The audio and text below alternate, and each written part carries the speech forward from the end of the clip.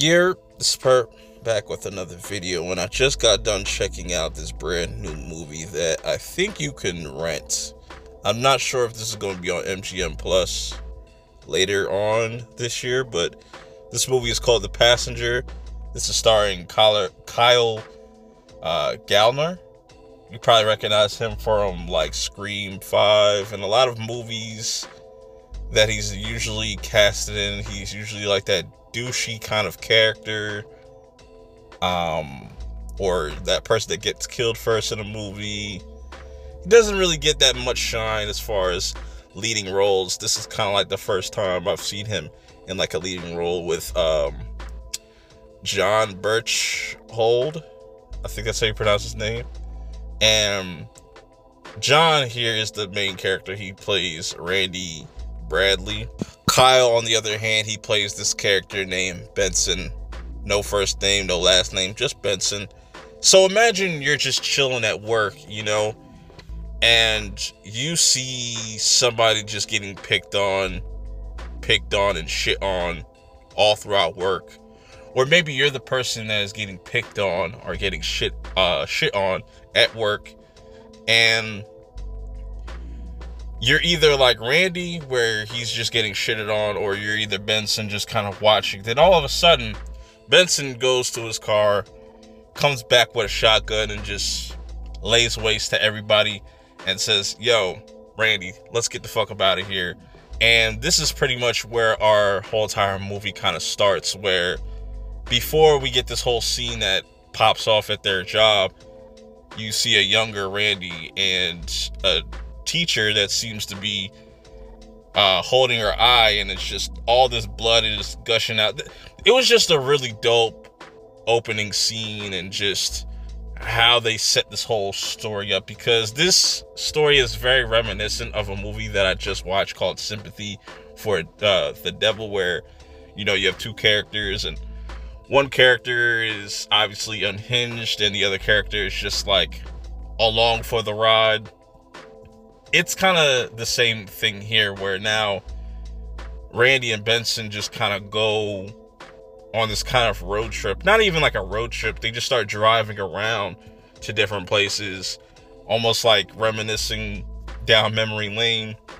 And it's all because Benson was kind of tired of seeing Randy gonna go through that humiliation. He's just like, yo, you gotta kind of have some more confidence in yourself.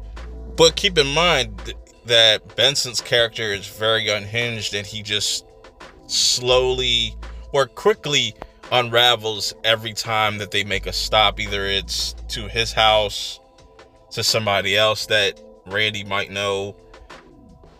Chaos follows anywhere that they go, and you're trying to figure out, like, okay, what is Benson's kind of point? What's the end game here?